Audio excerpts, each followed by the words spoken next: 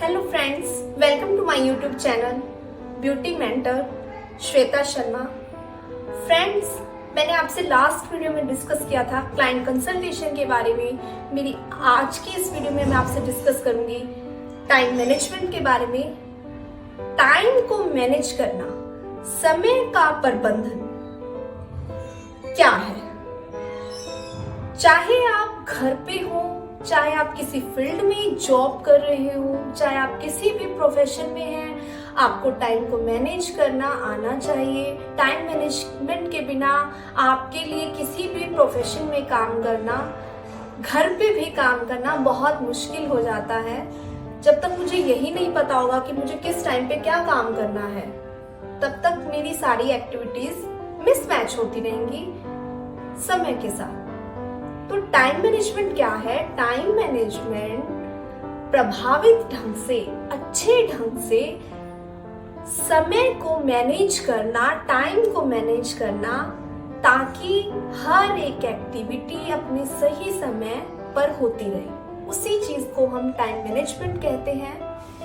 Time management की जब बात आती है तो हमें सबसे पहले उस एक्टिविटी को फाइंड आउट करना है जो हमारे लिए सबसे ज्यादा जरूरी है। मोस्ट इंपॉर्टेंट एक्टिविटी है जो हमारे लिए, उस चीज को हमने फाइंड आउट करना है। और उसको फाइंड आउट करने के बाद हमें ये देखना है कि हमें उस एक्टिविटी को करने में कितना टाइम लगेगा। उसके बाद हमें उस एक्टिविटी को फाइंड आउट करना है जो हमारे लिए उससे थोड़ी कम जरूरी है। Then so on.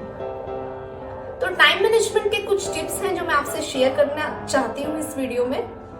जैसे कि सबसे पहले आप अपने कामों की एक लिस्ट बना लें। जब आप मॉर्निंग में उठते हैं, अपने डेली रूटीन से फ्री होकर आप एक कामों की लिस्ट बना लीजिए कि मुझे आज पूरे दिन में क्या क्या काम करने हैं और उन कामों को करने में मुझे कितना समय लगने वाला है। हर एक एक्टिविटी को करने में मुझे कितना टाइम लगेगा। ऐसे कामों की लिस्ट बनाएं।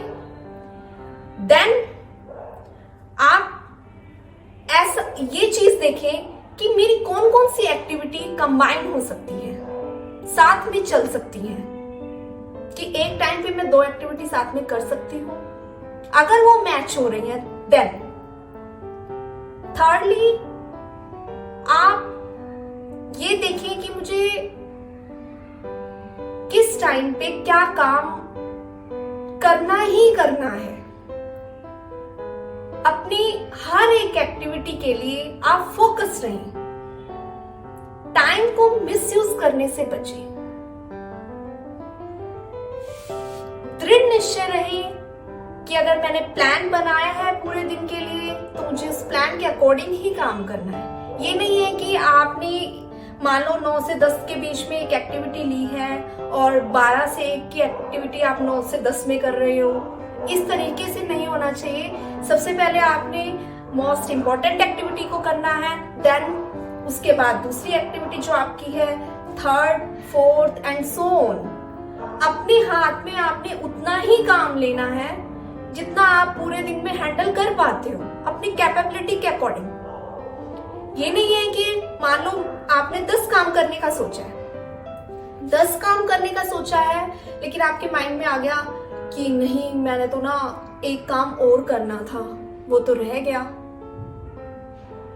आप सोचो कि वो कहां पर एडजस्ट हो सकता है।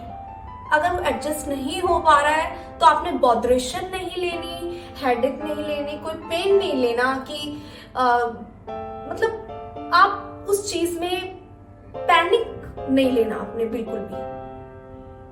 अगर वो चीज रह गई है, नेक्स्ट डे हो सकती है, तो बहुत अच्छी बात है। अगर आपको लगता है कि नहीं मुझे इसी दिन में कवर करना था, तो आप अपने हिसाब से फिर टाइम को मैनेज करोगे कि कहाँ पे किस एक्टिविटी के साथ में उसको कर सकते हो। या कोई ऐसी एक्टिविटी जो आपके लिए उतनी जरूरतमंद नहीं है आज के दिन में, आप उसको स्किप करके उसको उसकी जगह दे सकते हैं।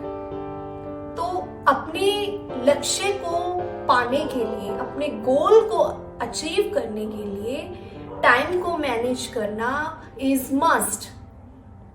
चाहे आप किसी भी फील्ड में काम कर रहे हो, चाहे ब्यूटी इंडस्ट्री में हैं आप, चाहे आप डॉक्टर लाइन में हैं, चाहे आप टीचर लाइन में हैं, टीचिंग लाइन में हैं, तो ये सब चीजें आपके लिए बहुत जरूरी है टाइम को मैनेज करना।